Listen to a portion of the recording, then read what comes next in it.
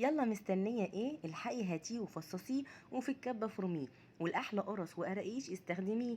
البلح الاسود يا جماعة هنحوله لعجوة طعمها تحفة جدا جدا وبكل سهولة. يلا بينا نشوف مع بعض الفيديو. عندي 2 كيلو من البلح الاسود او البلح الرطب او البلح الزغلول زي ما بنسميه عندنا في الصعيد، وغسلته كويس جدا جدا جدا بالمية علشان اطلع بقى اي تراب او اي رملة موجودة فيه.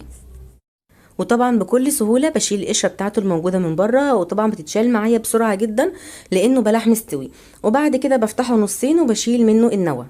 هخلص الكمية بتاعتي كلها بالشكل ده ونرجع نشوف هنعمل ايه تاني. انا كده خلاص خلصت الكمية بتاعتي كلها، قشرتها وفصصتها كويس جدا ومتأكدة ان مفيش اي نوى موجود في البلح. ليه بقى؟ لان انا هضرب دلوقتي البلح بتاعنا في الكبة، فطبعا لازم يكون البلح بتاعي ما فيهوش اي نوى علشان ما يكسرليش السكينه. هاخد البلح بتاعنا بالشكل ده، ومش هحط البلح طبعا كله، هاخد كميه مناسبه كده وهحطها في الكبه وهبدا ان انا اضربها شويه شويه. طبعا هضرب شويه واوقف شويه علشان ما سخنش موتور الكبه.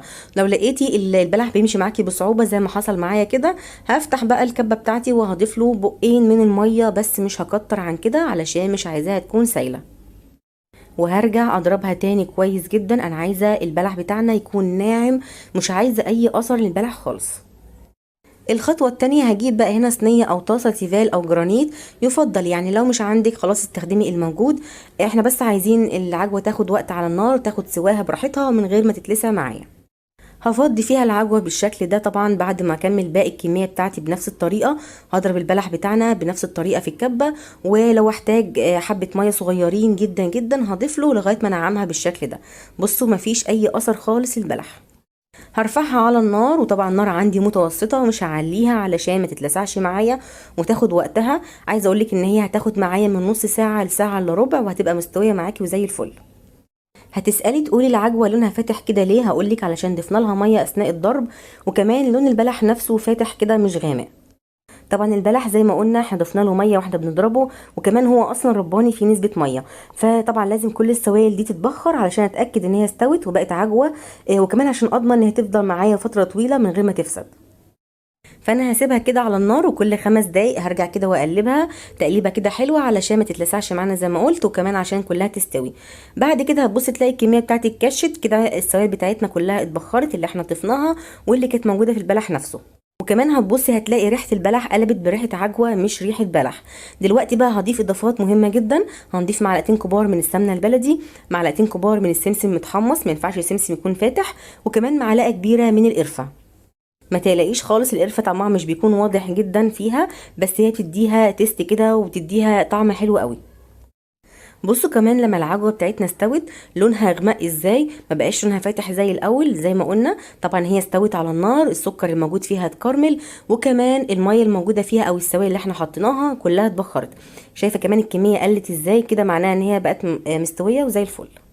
الموضوع اخد معايا على النار ساعه الا ربع. بصي بتقلبي فيها بالمعلقه كده بتلاقيها بتلم معاكي زي عجينه الشوق او عجينه بلح الشام، بتلم كده على بعضها مش سايبه وسايحه زي ما كانت في الاول خالص. مهم جدا تستوي معاكي وتوصل للمرحله دي علشان تقدري تحتفظي بيها وانت مطمنه ان هي مش هتفسد معاكي. طبعا لو انت عامله كميه كبيره لازم تاخدي بالك كويس جدا جدا علشان ما تبوظيش الكميه على الفاضي. كده استوت معانا، هناخدها بقى كده على الرخامه تبرد خالص قبل ما اعمل فيها اي حاجه. بصوا شايفين لونها ممتاز جدا جدا. هسيبها بقى دلوقتي هي سخنه، هسيبها على الرخامه تبرد خالص ساعه كده ولا ساعتين، وبعد كده نرجع علشان نخزنها مع بعض ونشوف هنشيلها ازاي.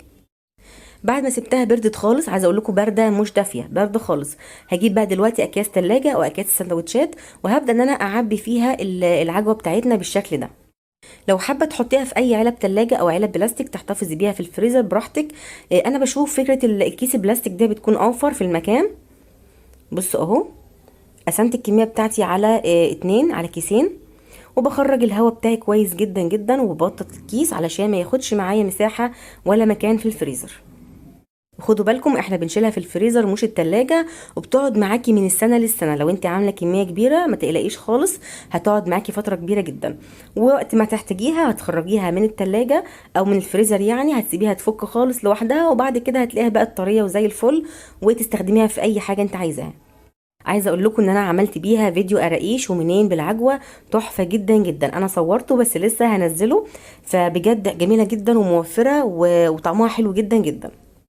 حطيت باقي الكميه بالشكل ده زي ما عملنا في الكيس التاني، وببططها كويس جدا وبخرج الهواء. مهم قوي نخرج الهواء علشان نقدر نحتفظ بيها وقت طويل في الفريزر من غير ما تفسد منك. بس كده، ما فيش اكتر من كده. فيديو سهل جدا وسريع زي ما قلت لكم. هتعملي كميه كبيره جدا واقتصاديه. عايزه اقول لك النص كيلو بره جاهز بيكون ب 15 جنيه. واحيان كتير بجيبه بيكون العجوه بتاعته بتقرقش كده، لان هي طبعا مش بتكون مغسوله كويس جدا، فبتكون طعمها بجد سيء جدا. انما اللي احنا عملناه في البيت غسلناها واهتمينا بكل حاجه وعملناها كده على الرايق وحلوه جدا جدا. هاتي كميه والحقيقه قبل ما يخلص وخزنيها، وبالف هنا وشفا. واشوفكم ان شاء الله كده على خير باذن الله. مع السلامه.